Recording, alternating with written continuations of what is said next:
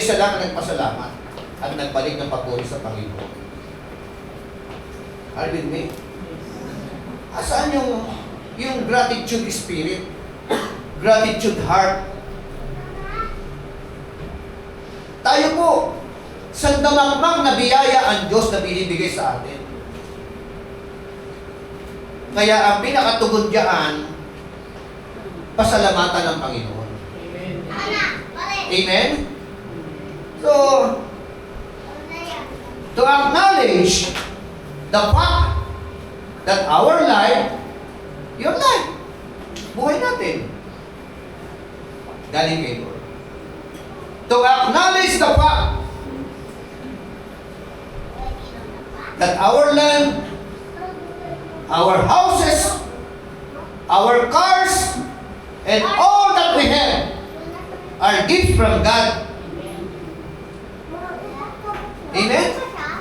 Acknowledging, pagkilala sa mga katotohanan, ang buhay mo galing kay Lord. Ang lupain mo galing kay Lord. Amen? Ang mga bahay na meron ka, kay Lord yan. Sasakyan na meron ka, lahat ng meron ka, regalo ng Diyos sa iyo. Amen. Amen. So ano ang dapat na tugon? Diba napaka-mapalad natin ang tanga regalo. Sino po rito may mga sasakyan? May mga bahay. Diba? May mga lote. May mga anak na mga babae. Are you with me? Lahat ng yan, regalo ng ating Panginoon Diyos. Dahil naregalohan ka ng Panginoon, ano ang dapat na maging tugon? So, sabi nun, we have our gifts from God, so with thankfulness, all the first fruits were given back to Him. Tama? Are you with me? Agree? Pumalakpak sa Panginoon yung mga agree. All the first fruits were given back to Him. Lahat ng the best sa atin were given back to Him. Hindi ko sinasabing unang sweldo nyo. Hindi ko sinasabi yan. Basta yung pinaka-the best sa iyo, i-alay kay Lord. Amen? Walang anumang bagay na inialay sa Panginoon na napapaniwala. Yes. Lahat ng ibinigay kay Lord, lagiging maayos. Amen? Kumbaga sa nililinang ng ating Panginoon. Kaya kung gusto mo, sabi mo nga talaga, gusto niyo more blessings, more provision, more wealth. Oh. Kaya ni Lord yun. Kaya kailangan lang maging faithful po tayo. Amen? So, kaya natin ibalik sa Panginoon yung mga the best.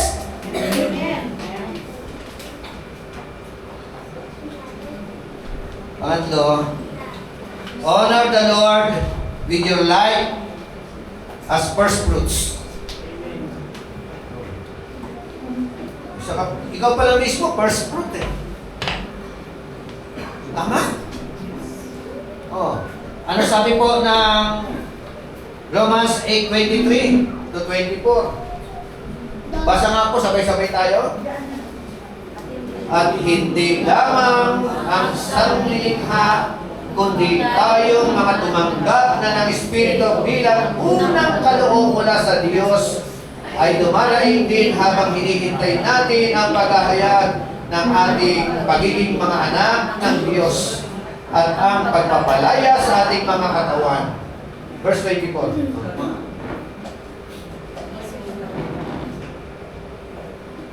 Verse 24. Ang sabi po sa English version, ito po, and not only they, but ourselves also, which have the first fruits of the Spirit, even we ourselves grow within ourselves, waiting for the adoption, the redemption of our body. Amen? So, at ang sabi nga diyan, tayo po ay unang bunga. Pangunahing bunga ng Espiritu Santo. We are the first fruit, you are the first fruit. All Christians are the first fruits. Meaning to say, pangunahin ka sa mata ng Diyos. Amen. Nag-grow tayo, namumroblema tayo.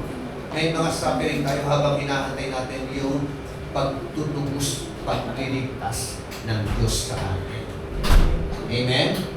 Pero ikaw po, ako, tayong mga mananampalataya, tayo po ay pangunahing bunga, no? Na sa mata ng ating Panginoon Diyos. Amen? You are an apple of God's eye.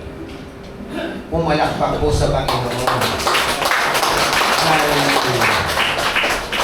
Sabi nga ng verse 24, for we are saved by hope, but hope that is seen is not hope. For what a man sees, why does he yet hope for? Amen? Yung sabi ron, tayo po ay naligtas sa pamamagitan ng pag-asa. Amen? At ang pag-asa na ito ay hindi pa natin nakikita. Amen? Yung kaligtasan na yun. Kaya, kung yan ay hindi pa nakikita, sabi nga, for what a man sees, but hope that is seen is not hope. For what a man sees, why does he yet hope? Amen? So, sa mga katabi mo, first fruit ka pala. Amen? Pangunahing bunga. So, ano po dapat natin gawin? Parangalan ang Diyos sa pamamagitan ng ating mga buhay. Amen? Kaya, ano mga bagay na nagagawa natin kapag ka hindi nakapagpaparangal kay Lord, tanggalin na po. Are you with me? Anything. Tama? Wrong relationship, vices, anger, hatred. Are you with me? Everything na hindi nakakapagbigay ng kapurihan kay Lord. Idilit na po yung mga bagay. Tagahatid. Yan talaga ni Jajang, ha? Pastor Jajang. No. So, ayan po. Sabi nga ng James, chapter 1, verse 18, of His own will begat He us with the word of truth, that we should be a kind of first fruits of His creatures. Amen! Kakaiba pala tayo talaga mga mananampalataya. Amen? We are first fruits of His own creatures. Pangunahin ka sa lahat ng mga nilikha. Tayo mga mananampalataya. Di ba sa yung page ko yung Isaiah chapter 43 verse 18 to 21.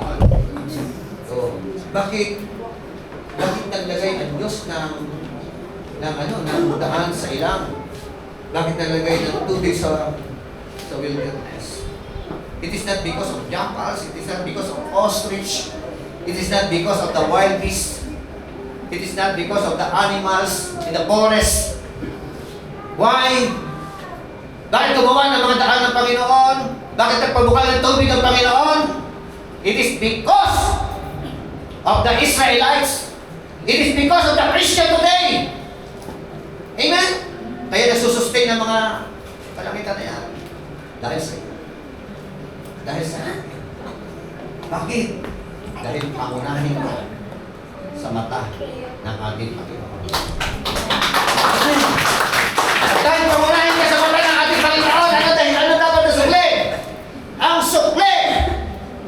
Parangalan mo ang Diyos sa buhay mo! Pag ang ginagawa mo, pag ang gagawin mo, hindi ka nawaban ng Panginoon, huwag na ituloy. Kasi hindi pa makapagbibigay ng karangalan kay Lord yan. Meron tayong UTE, alam natin yan. Sentido común. Diba? Alam mo naman, gagawin mo pa. O, hindi naman parangalan ng Diyos. Amen? So,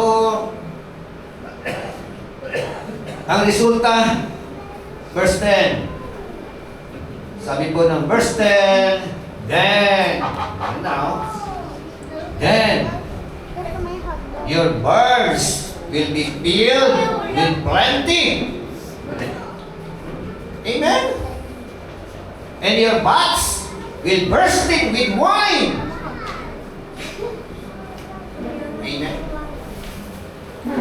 That is the solution. Or that is the result. Pag-usapan po natin. Sa gayon, kamalig mo ay lagi ng aapaw.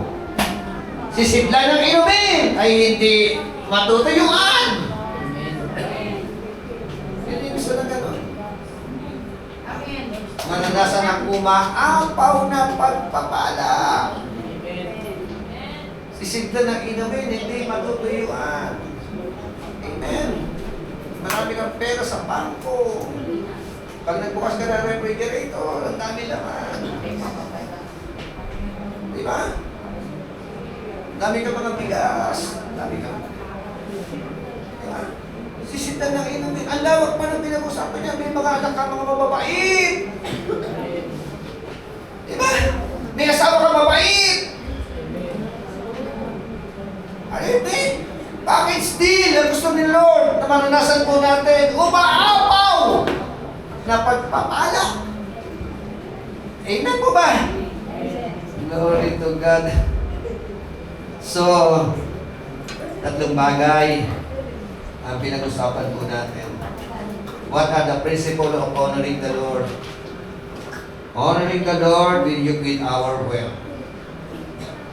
Honoring the Lord with our first fruits. And honoring the Lord with our life. Ang realidad, si Kristo po ang unang una. Siya ang pangunahin na nabuhay mula sa mga patay. 1 Corinthians 15:20 to 23. Gusto ko lang pong basahin para lalo maging klaro. Kasi gusto ko pong ibigay ang luwalhati kay Lord. Hindi sa atin. Amen? Ang sabi po ng unang Korinto, Kapitulo 15, talatang 20, tayo po tayong lahat. Hanggang 23. Ito po ang ating pong mababasa. Ngunit, sa katunayan, si Kristo'y muling binuhay at ito'y katibayan na muling ang bubuhayin ang mga patay. Kung paanong dumating ang kamatayan sa pamamagitan ng isang tao, gayon din naman, dumating ang muling pagkabuhay sa pamamagitan din ng isang tao. Sapagkat kung paanong namatay ang lahat dahil sa kanilang kaugnayan kay Adan, gayon din naman, mabubuhay ang lahat dahil sa kanilang kaugnayan kay Kristo. Ngunit ang bawat isa ay may kanya-kanyang takdang panahon. Si Kristo ang pinakauna sa lahat. Pagkatapos ang mga kay Kristo sa panahon ng pagparito niya. Christ is the first fruit. Pamunahin sa lahat. And we cannot out-eat God. Si Kristo ang unang nag-alay ng kanyang sarili. Bumaba mula sa langit, inialay niya ang kanyang katawan sa krus ng Kalbaryo. Namatay siya dahil sa ating po mga kasalanan. Nabuhay na maguli ang ating Panginoon Jesucristo. Nagtagumpay siya sa pagtubos sa ating po mga kasalanan. Kaya tayo pong mga anak kay Kristo, tayo po ay mga pangunahin sa mata ng ating Panginoon. Pwede mo ba gawin natin yung ginawin natin kanina? Yung huli. Hindi po, atin tayo.